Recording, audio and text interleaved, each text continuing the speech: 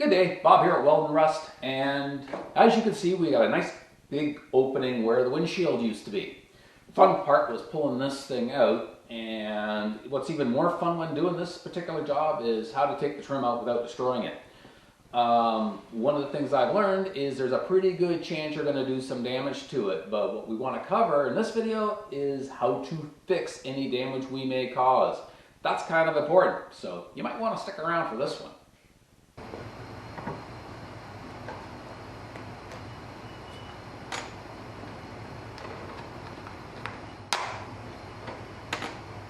Well, here's an example of where it helps to read the instructions.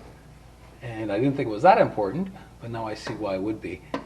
Recommends taking off this inner garnish molding first before pulling out the windshield. And the reason being is I noticed these two screws, four screws, that actually go through the windshield and into the other piece. So if you don't take them off, you ain't getting that off. So, yeah, away we go.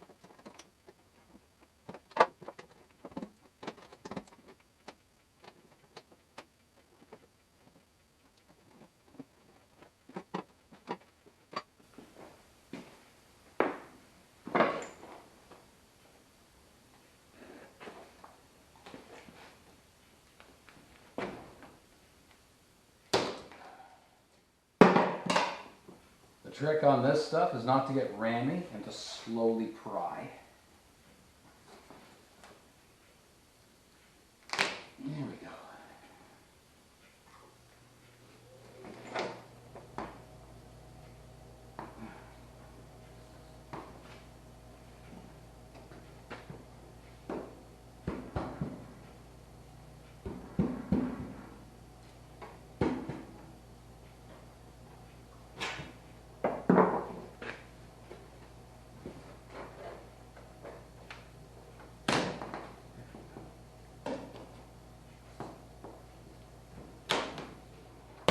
Look at that. Ugh.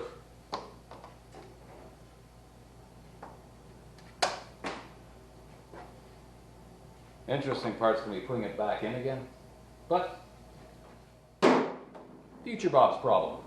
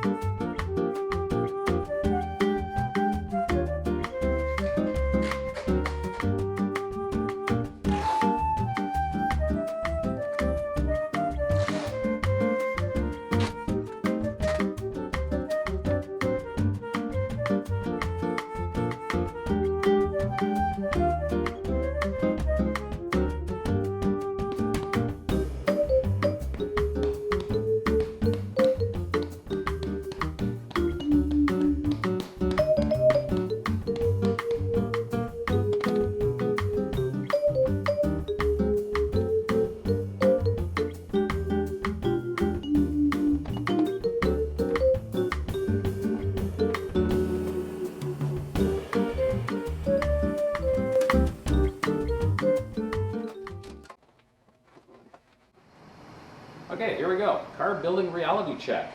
Pulled the trim off, and I'll show you a few seconds of what's involved, because all this crap and crud's got to come out. With a little bit at a time, wiggling like this. This is going to take a little while, so I ain't going to show it to you. But all this crap and crud's got to come out, and it likes to, for the most part, likes to. I love it when something makes me a liar. Look at that. Pulls out. Except where it doesn't. Okay, might not be so bad. So one of the issues I ran into is when I pulled this off, I started doing some bending. Okay, it wasn't going to come off easy, so what do you expect? So here comes the fun part, is trying to straighten it out again. I think I come up with something that I tried on the other piece, so I'm going to kind of show you what I've been doing.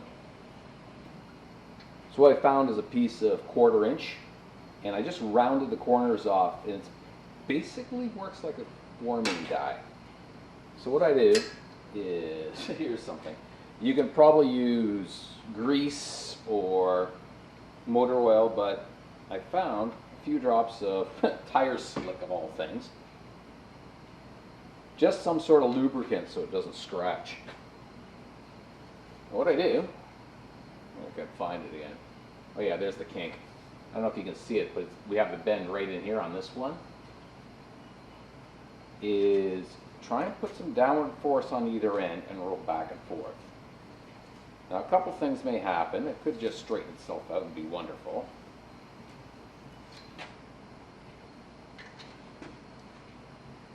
This downward pressure just glide it along.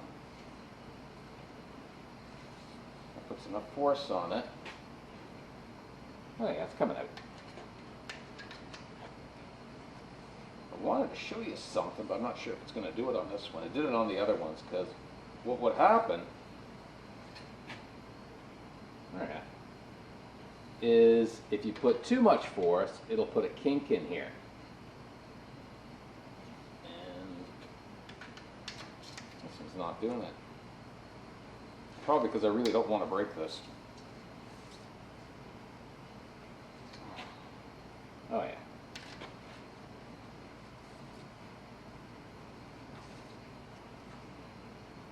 There we go. So that didn't take too long. It doesn't have that sharp bend, but it has a little bit still. But it will conform to the windshield. You just don't want anything really sharp bent, because that'd be a real pain to try to deal with. Okay. What I'm going to do is I'm going to take the one with the gentler curve, this end, is when I start to bend this a little bit too much, what I should do is create a pucker in here. And if I can hold it down and hammer down on the pucker, I'm hopefully going to straighten it out. At least that's the plan. But I noticed before, you didn't see it on camera, but I put a bit of a wow in here. I fixed it. But it's so easy to do that, because what it'll do is once you get to a certain point, it'll just like to bend. And not necessarily the way you want it to. You can see if you can see this. As I start to bend this, this should start to pucker up. Yeah, see. So what I want to do is make it pucker up and then hammer it down while I'm bending it. Not an easy thing to do.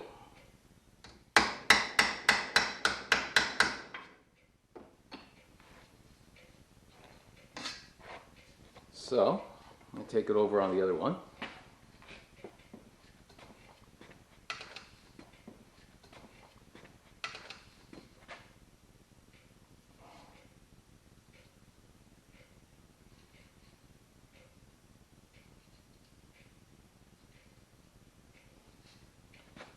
All right. So, here we go. A little bit of a pucker on here. Drop it down.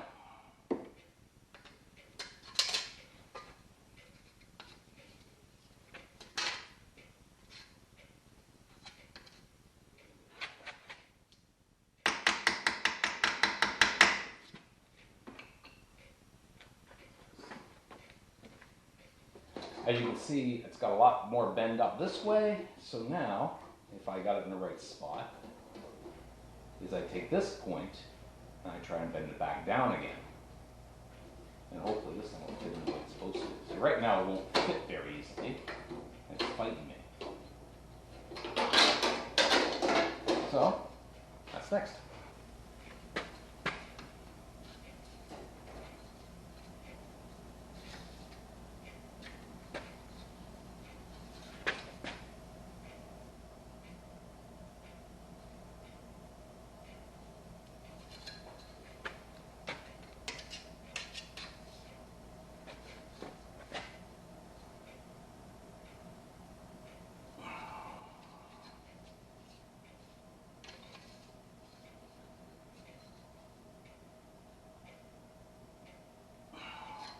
So this is the other frame, and it was way worse. I still got a little bit of a kick out here. So what I'm going to do with that, carefully, is just tap, tap, tap a little bit on here.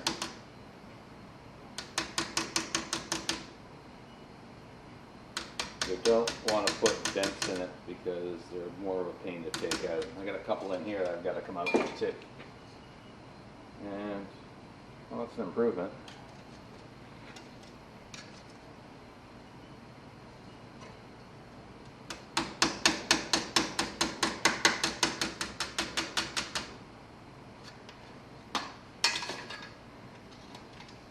Okay.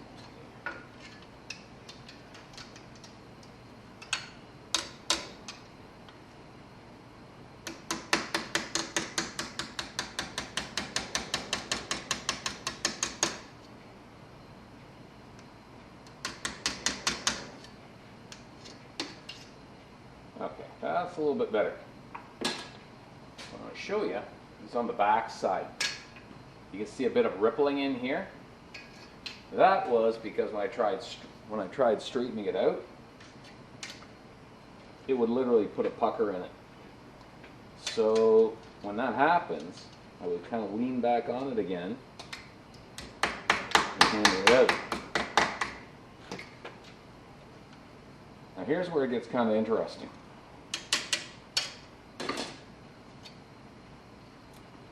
Because when you try and hammer it back down again, it's going to try and deform it again. So the trick is, when I was trying to hold it down like this, push down pressure on here to push it out, I'm hoping as I tap down on it, that material would shrink a little bit. Because I'm hammering down on it. Okay. Well, since I'm playing with this part, I figured I might as well see what I can do with this one. We got a little dent in here. I'm going to try and tap it out. If I get most of it out, I can polish the rest. So we'll see how that's going to work out.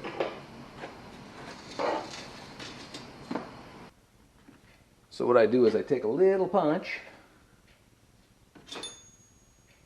and a little tapping on the back side.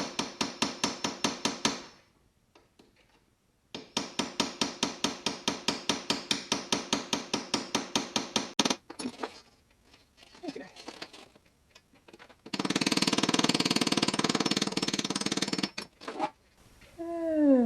You see, it's getting there. A little bit more.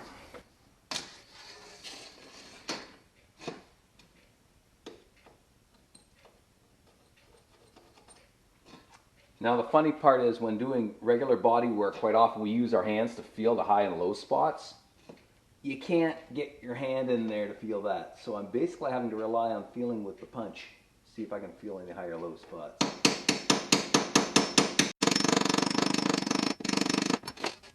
Yes, I got it. A little more there. Yes, I got it. A little more.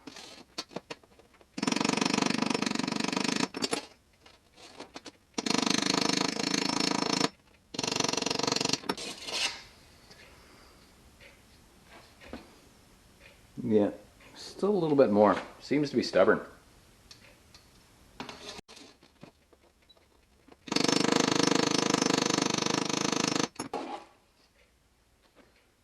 Oh yeah. You're not going to see it too easily on camera, but the low spot is proud by maybe 3 to 5 thou, just a little bit. I've got a little bit more to do right in here, maybe a little bit more in here. Once I get it slightly proud, now I say slightly because this is very thin material, you don't want to be grinding a whole lot off. Once it's slightly proud, then you can sand and polish.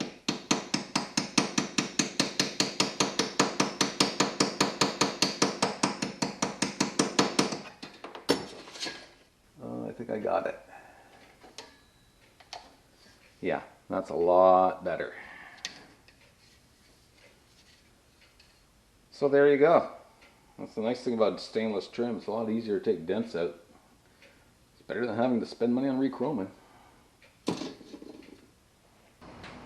Okay, let's see if we got it right.